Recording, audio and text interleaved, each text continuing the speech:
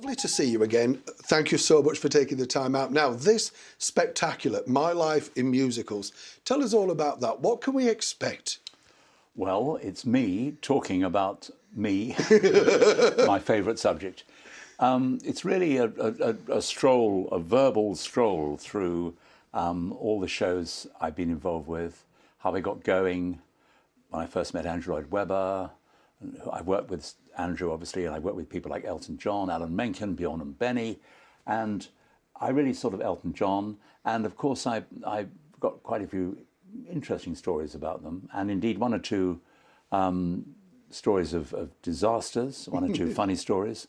But the main thing, better than me waffling away, is that in between my speeches, which are not too long, there's a wonderful group of singers, 2 guys, 2 girls, and a very good band led by Duncan Waugh, who is a very distinguished musical theatre director. And they sing and play the best-known songs from the shows. Yeah. So virtually all the shows I've been involved with, certainly all the successful ones, are all featured. So you get songs from Evita, Superstar, Joseph, Lion King, Chess, Aida, all these sort of things. And No Blondell.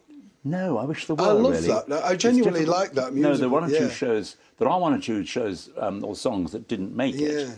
But by and large, I think people coming out for what I hope will be an enjoyable night out, they want to hear the hits. Yeah.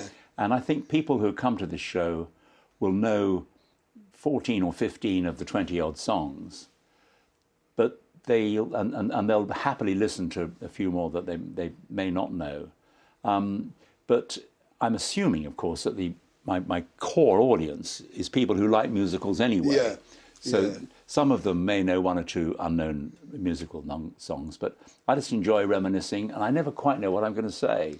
I think that's what's good about these events, though, because somebody can say something, can't they, like a question from the audience that triggers a completely different memory to you, and you go, well, actually, this happened, you know? That's often the case. Yeah. And it's good for the singers and the band who don't have to sit through me saying the same thing every night. I mean, there's no screen, there's no cue cards.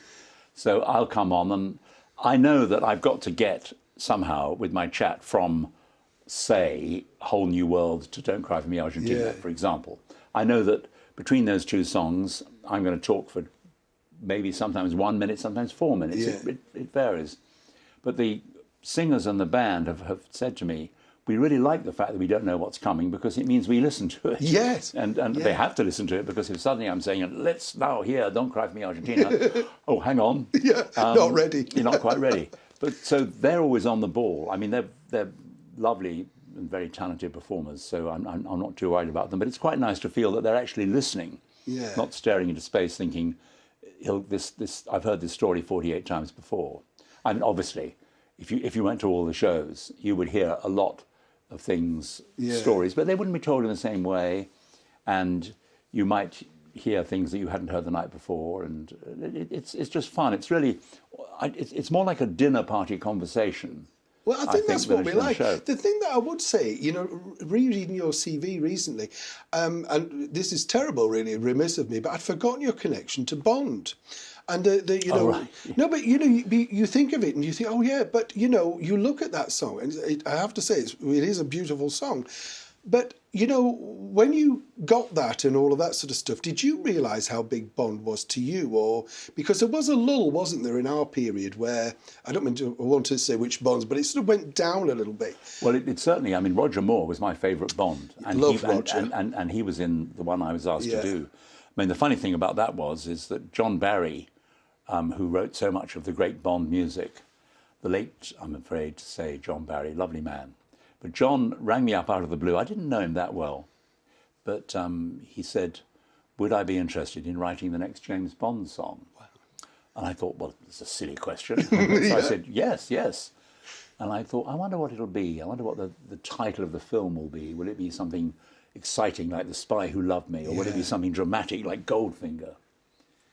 And he said, the film's called Octopussy. I thought, uh-oh. But he then said immediately, you won't have to call it Octopussy, you can call it something else. And then I tell the story about how the song happened and what happened to it and when we recorded it with Rita Coolidge. So that's just one of the slightly less known stories of it all. But it's wonderful, isn't it? You know, when you do think of it, and you know, as you say, Bond to all of us is just, that's it, isn't it? If you say any association is wonderful. And at this point, you've already had a mega successful career. So you must have thought, wow, these are tick-boxy moments coming along. Yeah, you know, I was very lucky. I mean, I was totally surprised. I mean, Don Black, who's a very good friend of mine, had done several Bond songs, and he'd done them very well. Yeah.